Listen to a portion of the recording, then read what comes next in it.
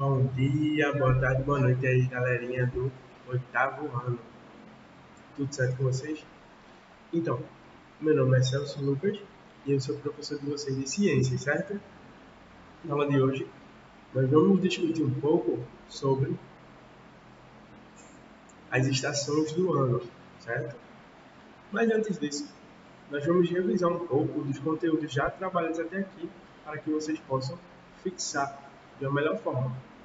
Bom, nós trabalhamos já os capítulos 1, 2, 3 e atualmente estamos estudando o quarto capítulo, certo?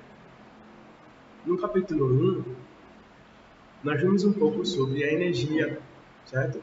E é importante que vocês fixem no capítulo 1 que a energia, sua principal característica é ser mutável, certo? Ou seja, a energia pode se transformar de uma forma para outra. Outro conceito muito importante é que na natureza nada se perde e também nada se cria, tudo se transforma, certo? Vou repetir. Na natureza, nada se perde e também nada se cria, tudo se transforma. A mesma coisa com a energia. A energia não pode ser nem criada e nem destruída. Ela pode apenas ser transformada, o que vai dar a ela uma característica forte de ser mutável, certo? E essa característica está relacionada diretamente à natureza poder ser dinâmica, ou seja, a transformação da energia em vários tipos faz com que a natureza seja dinâmica. Nós vimos que existem vários tipos de energia no nosso planeta. Nós vamos ter a energia cinética, que é a energia do movimento, certo? Vamos ter a energia luminosa, que é a energia da luz. Vamos ter a energia térmica, que é a energia presente no calor e na temperatura. Vamos ter a energia potencial gravitacional elástica e potencial gravitacional. E por último, vamos ter a energia elétrica, que vai ser formada a partir dos elétrons. Quem são os elétrons? Os elétrons são componentes de um átomo, certo? Nós vimos que tudo ao nosso redor é matéria, o que não é matéria é energia, certo?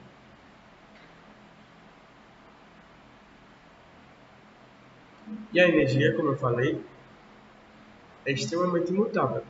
Até aqui tudo bem. Um tipo de energia é a energia elétrica. Essa energia elétrica, ela está presente em tudo ao nosso redor, certo? E nós, como seres humanos, nós não criamos a energia elétrica, nós apenas a transformamos, certo? Vou repetir. Nós transformamos o tipo de energia elétrica e nós também não a criamos, nós a descobrimos, certo? Por quê? A natureza, ela já sabe fazer de forma fantástica, a partir dos raios, a energia elétrica. De que forma? As moléculas de água colidem umas sobre as outras, fazendo um atrito, e esse atrito gera descarga. Essa descarga é unida numa nuvem. Quando a descarga excede o espaço da nuvem, ela é descarregada toda para a Terra. Eu falei para vocês que essa descarga pode ser dividida em dois tipos. Pode acontecer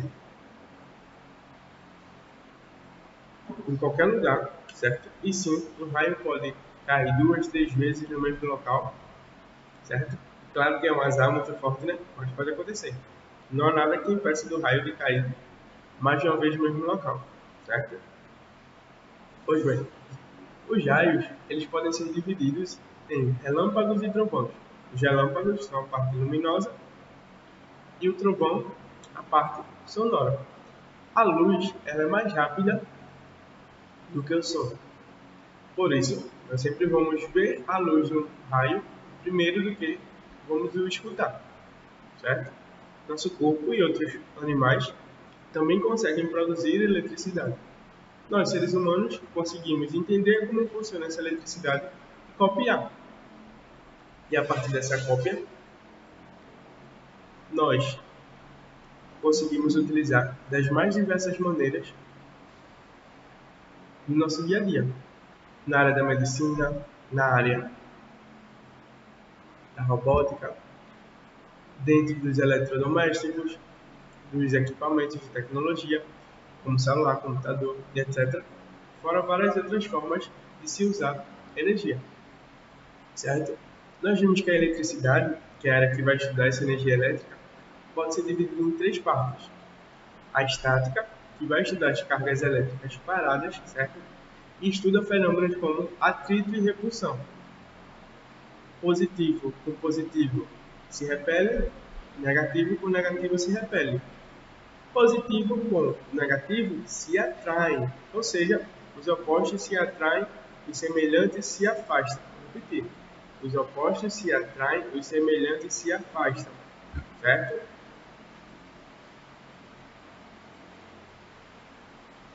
Quando falamos sobre cargas elétricas.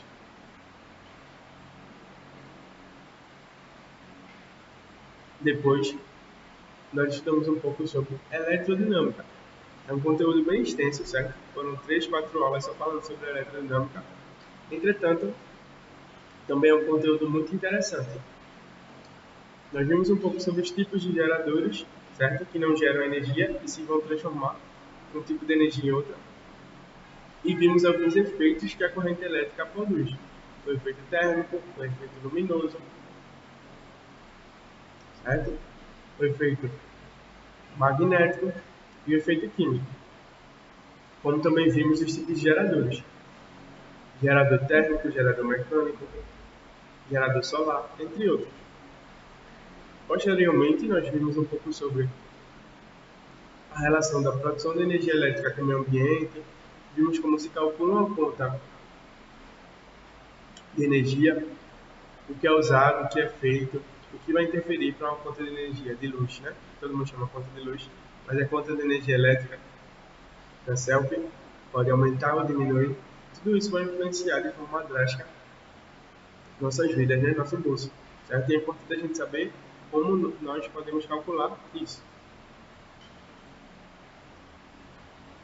Posteriormente, nós começamos a estudar sobre Terra e Universo, certo? Falamos um pouco sobre as teorias que regem o Universo, como, por exemplo, o heliocentrismo, mas nós vimos que, durante muito tempo, o heliocentrismo ele não foi aceito pela comunidade científica. Antigamente, acreditava-se que a Terra estava no centro do Universo a partir do geocentrismo, certo?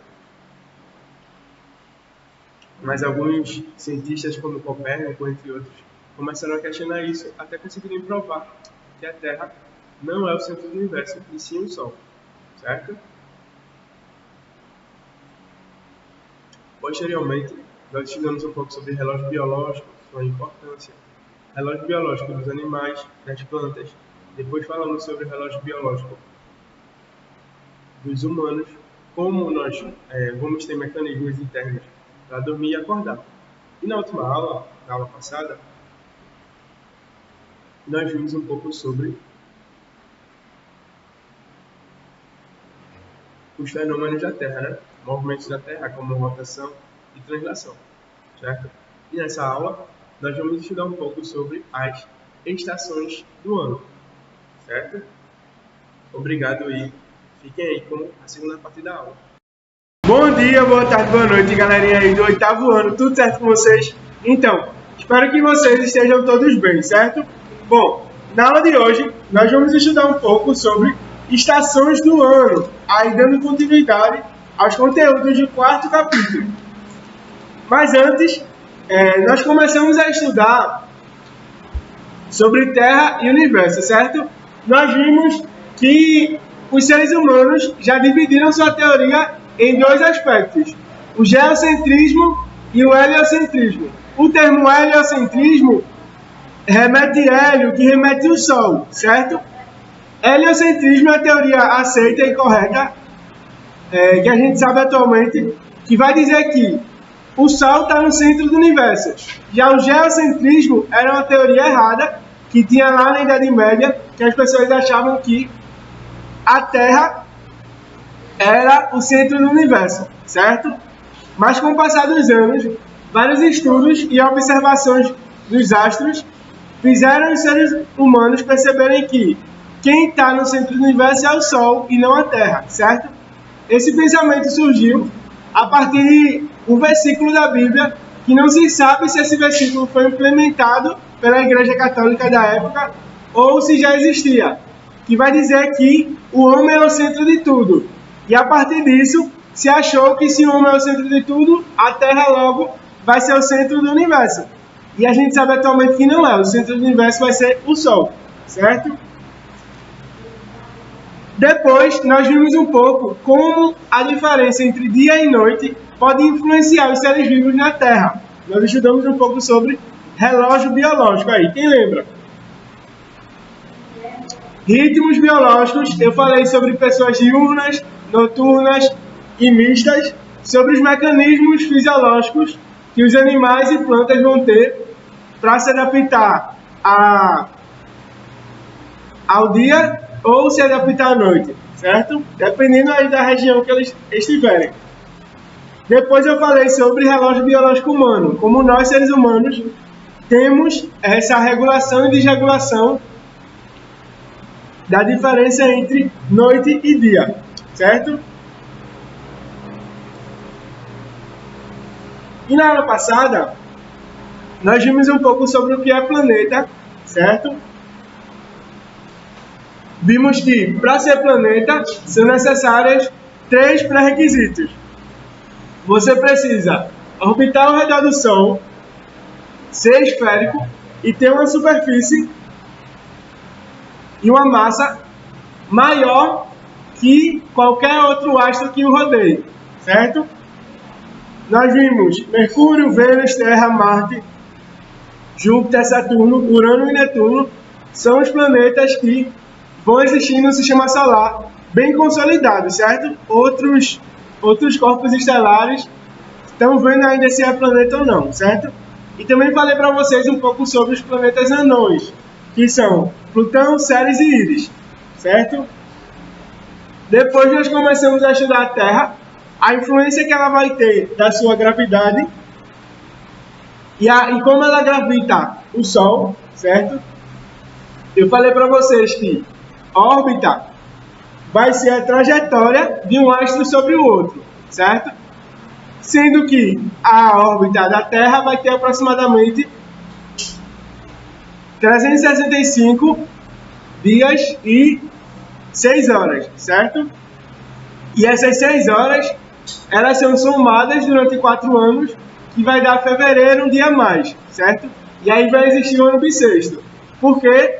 Porque a órbita, a translação que a Terra vai fazer ao redor do Sol, tem 365 dias e 6 horas. Essas 6 horas não são utilizadas pelo nosso calendário durante 3 anos, certo? E aí no 4º ano é feito um cálculo, né? 6 vezes 4, que dá 24.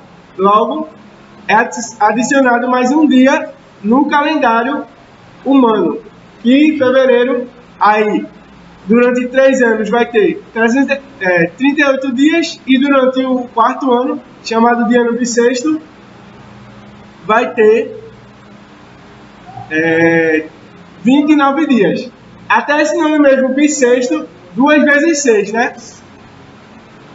Se repetindo aí, 6 mais 6 mais 6 mais 6, certo? Eu falei para vocês também o que significa afélio e periélio. Afélio é chamado o ponto mais longe do que a Terra se encontra em relação ao Sol, que é no dia 4 de julho, certo? E o periélio, que é o ponto mais próximo que a Terra tem ao Sol, é no dia 3 do 7. Me desculpem, 3 do 1, certo? Tanto no afélio quanto no periélio, vocês vão estar de férias, certo? Repetindo, o afélio é no dia 4 do 7 e o periélio 3 do 1, certo? Nós falamos também sobre rotação e translação. Bom, Eu falei para vocês que a transação que a Terra vai fazer em relação ao Sol não vai ser um círculo perfeito, certo? Vai ser uma forma de um círculo, sendo que suas extremidades não formam um círculo perfeito. Vai ser um pouco mais achatada, numa forma oval, certo? Esse percurso tem o nome de elipse. Elipses são tipos de círculos imperfeitos. A velocidade que ocorre a translação são 30 km por hora, certo? Então, a cada hora, a Terra está correndo, girando assim, 30 km por hora, certo? E também falei para vocês que a inclinação do eixo e a curvatura que a Terra faz em relação ao Sol é o que vai gerar as 4 estações, certo? E a rotação vai dar a diferença entre dia e noite. Por quê? Se nós temos um círculo e uma luz encandeando aqui numa parte, a parte que não está recebendo luz vai ficar escuro, certo? E aí a Terra gira ao redor do seu próprio eixo e quem não estava recebendo luz começa a receber, certo? E na aula de hoje nós vamos ter início aí um conteúdo sobre um pouco das estações do ano. Nós vamos estudar as características de cada estação. Ó, as 4 estações do ano são definidas graças à inclinação do planeta Terra em relação ao Sol, certo? A inclinação, junto com a translação, são os fatores que vão fazer com que ocorra as 4 estações. Quais são elas? Primavera, verão, outono e inverno, certo? A primeira estação, primavera, vem do latim boa estação. A primavera, historicamente, sempre foi uma época do ano que a maior parte das comunidades humanas festejavam a chegada da primavera, certo? Se vocês forem ver em contos de fadas, fábulas, etc., a primavera também, geralmente, é um período bem importante nas histórias, onde se tem bastante alegria, felicidade. Então a ideia de primavera, ela vai ser muito ligada a isso, a coisas felizes, a felicidade. Por quê? A primavera vai ser, no calendário humano, em muitas comunidades, o período pós-colheita, certo? Você plantou, você passou aí pelo outono e pelo inverno, que são períodos muito frios, e aí você vai ter o aquecimento da Terra a partir da primavera. E, consequentemente, você vai ter muito mais propensão à colheita, a plantio, à felicidade, certo? Então, por isso que a primavera é tão importante na comunidade humana, certo? Ela também vai ter um começo e um fim. Ó, o começo e o fim vão ser diferentes nos hemisférios. Nós vamos ter o hemisfério norte, que é a parte de cima do planeta, certo? Aí nós temos no norte Estados Unidos, Europa, a parte superior da Rússia, da Ásia, certo? E nós vamos ter na região sul o Brasil, Argentina, Chile, grande parte dos países da África, como a África do Sul. Vamos ter também a parte da Ásia, Austrália também, o continente da Oceania, vão estar na região sul, certo? Alguns autores aí da área de história e geografia vão chamar como norte global e sul global, certo? Até se tem uma discussão muito forte aí na geografia e na história sobre as questões políticas do norte e do sul global, que o norte vai ter mais riquezas, mais desenvolvimento, enquanto o sul global vai ter a quantidade menor, tanto de riquezas quanto de desenvolvimento, certo? Mas então, na primavera, o hemisfério norte vai ter seu começo no dia 21 de março, certo? E seu final no dia 20 de junho. Já no hemisfério sul, a primavera começa 23 de setembro e termina 21 de dezembro. Aqui no nosso calendário, primavera começa 23 de setembro e termina 21 de dezembro. A próxima estação vai ser o verão, certo?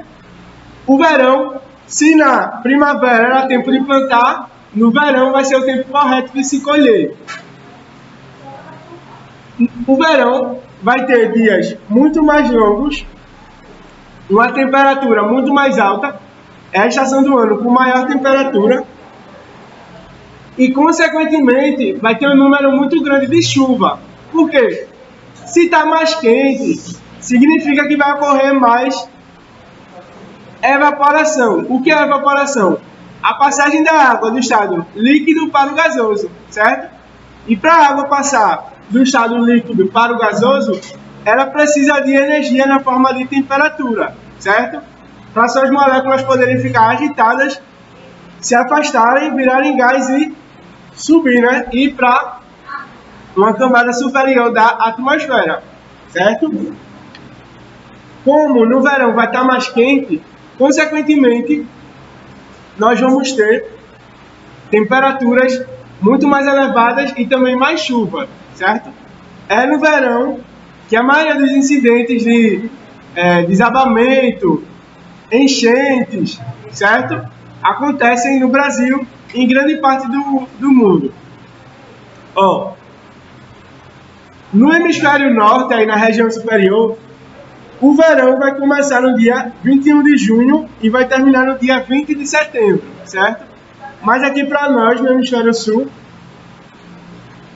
o verão começa 31 de dezembro e termina 21 de março, certo? Se vocês perceberem, os meses anteriores, fevereiro, maio, abril e março, são os meses que tem mais chuva, certo? Durante o ano. Porque aí está na época do verão. E como está com temperaturas muito altas, consequentemente, vai ter mais chuva. É essa época aqui que a gente está nesse momento, certo? Nós vamos agora falar sobre a terceira estação do ano. A palavra outono vem do latim e significa tempo de acaso, de má sorte, de infelicidade, certo? Na primavera e no verão a gente tem também plantio e colheita, e outras regiões do mundo vão ter uma colheita também no outono, certo?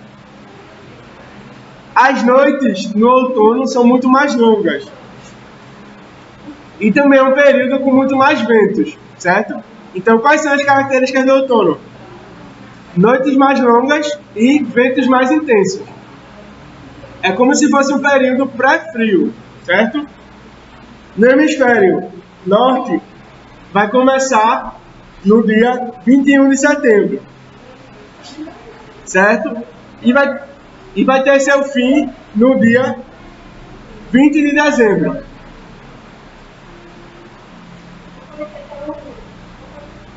No hemisfério sul, nós vamos ter o início do outono no dia 21 de março e seu final no dia 21 de junho, certo?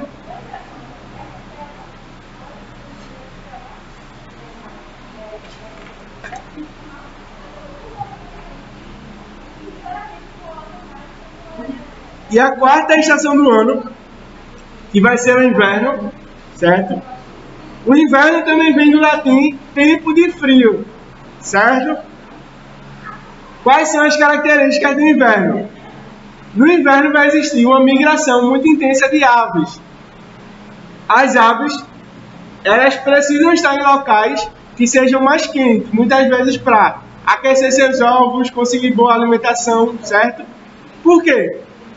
Aves que vivem em região de neve, geralmente elas precisam ter as suas penas brancas para não serem vistas pelos predadores, certo?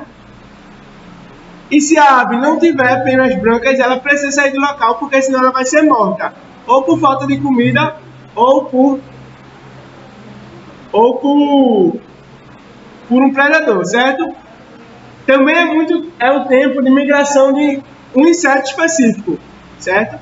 Que são as borboletas americanas. As borboletas americanas, elas fazem a maior viagem, assim, uma das maiores viagens do reino animal. Elas saem do Canadá e vão até o México, certo? Uma região bem distante. Como é que elas fazem isso? Elas começam a viagem no Canadá e elas só vão chegar no México depois da quarta geração. Elas vão sair na primeira geração e vão chegar na quarta. Ou seja, vamos ter aí 3 mortes para poder chegar no México. É como se, para você estar onde está, seu bisavô, sua avó e sua mãe precisassem morrer para você chegar em algum local, certo? A natureza é tão fantástica que existem os locais específicos que essas borboletas, chamadas borboletas americanas, pousam, que a alimentação é específica para elas, nos locais onde elas pousam, certo? A planta é bem diferente. Se vocês botarem no Google borboletas americanas, vocês vão ver imagens fantásticas de como elas ficam postas aí no mundo, certo? E como é que ocorre uma migração? Como é que, por exemplo, o animal vai saber para onde ele vai ir, para onde ele está? Grande parte dos pesquisadores aí da área da ornitologia, que são os cientistas que pesquisam aves, dizem que os pássaros vão se guiar pela diferença de temperatura dos locais, porque é como se você sentisse que aquele local está mudando de temperatura, logo você vai ser jogado para outra parte, certo? Você vai ser transferido de uma região para outra, a partir da sua sensação de temperatura, certo? Também no inverno vai ser a região que vai ter a hibernação. Como eu expliquei para vocês na aula sobre relógio biológico, hibernação é um fenômeno muito recorrente da natureza. Também falei que o urso não faz uma hibernação verdadeira porque ele acorda, certo? Hibernação de verdade é quando o animal fica de 3 a 6 meses dormindo, certo? Se ele acorda, ele não faz a hibernação. Os animais, como por exemplo o esquilo, que fazem essa hibernação, eles enchem de comida, principalmente gordura, certo? Para encherem seu corpo. E aí o corpo deles vai ser resistente ao frio intenso, porque uma das características, uma das funções da gordura do nosso corpo é proteger contra choques térmicos, certo? Então, a gordura do nosso corpo serve para proteger contra o frio, serve para nos aquecer e impedir aí a condução de temperatura para a nossa área interna do corpo. Para isso que serve a gordura, principalmente na barriga, certo? E o esquilo e outros animais vão fazer isso de forma muito intensa. Um dos motivos dos esquilos, por exemplo, comerem muitas nozes é porque nozes são um alimento rico em lipídio e em gordura, certo? Então eles precisam comer esse alimento específico para poder terem muita gordura no seu corpo e, consequentemente, conseguir passar de 3 a 6 meses dormindo, certo? Visto que o inverno também é uma parte do ano com pouca alimentação. Nós vamos ter o início do inverno no hemisfério norte no dia 21 de dezembro e o final no dia 20 de março, certo? Já no hemisfério sul, nós vamos ter o início no dia 21 de junho e o seu término no dia 23 de setembro, certo? Lembrando que eu vou passar para vocês que estão de forma remota uma atividade, certo? Na aula de hoje ainda pelo ClassEco. Fiquem com Deus e até a próxima.